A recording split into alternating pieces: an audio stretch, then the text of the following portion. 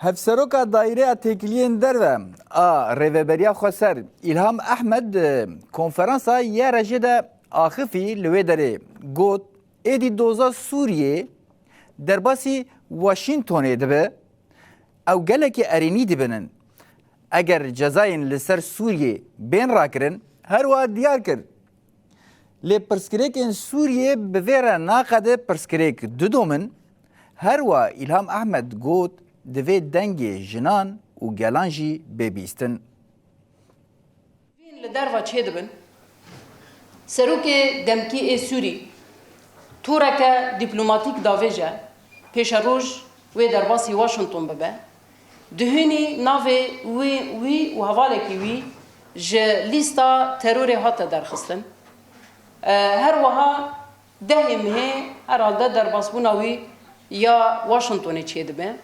Li wê derê jî amadekarî hene ku ceza li ser Sûrî bêne rakirin. Em neldijin ku ev ceza bêne rakirin. Berûva cî wê em dixwazin bi rastî Sûrî serxwe were. Em dixwazin rewşa Sûrî hundir baş bibe. Em dixwazin guhertinek çê bibe.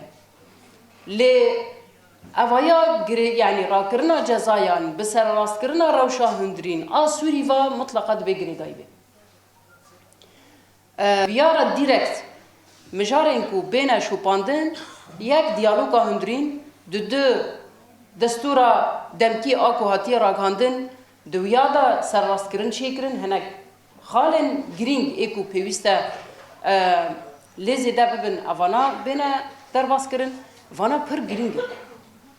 Ji bo vê jî em me dixwast bi rastî me dixwast pir bi lezgînî va rewşa çareser bibe yan jî muzakere li hevkirinek çê bibe.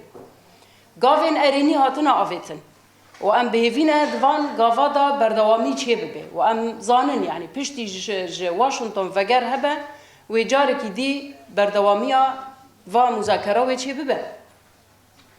Em di vir de dixwazin him mafê jinan misûger bikin him jî mafê gelan misûger bikin. Nenavendîbûn ev ya wek armanceke esasî ye di hundirê Sûrî da ger ku istiqrar ewlehî dixwazin wê demê nenavendîbûn pêwîst e bi rastî şêwazekî pêkwer. Rola Tirkî pir giran e, pir mezin e jî. Bandora wê pir mezin e. Ji bo ku vê derê jî çareser bibe, dibe Tirkî li wê derê jî hinek gava bavê jî. Yani ew nêrîna erênî li mafê gelan, mafê jinan, li demokratîkbûnê, ava ne Tirkiye zayıf dike, ne jî Sûrî zayıf dike. Berûva cî wê daha zêdetir xurt dike. Dibe îro li ser yani kiryarên ku li Şêx Mexsûd hatin kirin. Heyab neha çembera ku li ser herêmê danîne. Rêyên însanî, çûn hatina însanî, nexweşan, xwendekaran, birîne. Yani ev hikûmeta Şamê a demkî a ku dixwaze xweşdûnyayê re îspat bike ku ew dikare vê Sûriyê bi rêva bibe. Ji bo çi ev qasa rojin va rêkana girtîne. Arman jê çi ye?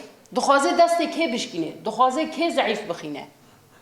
Ê ku li vê herêmê jiyan dikin, eşîrin, xelkin hemî mervê wan li bajarên Sûriyê din hene. Wê çûn hatine gel hevdû hebe. Ev dixwaze Ereb bê, dixwaze Sûriyan bê, dixwaze Kurd bê.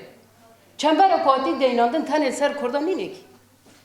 Çembera ku datînin zil ser tevahî genê Sûrî datîne. Ji bo vê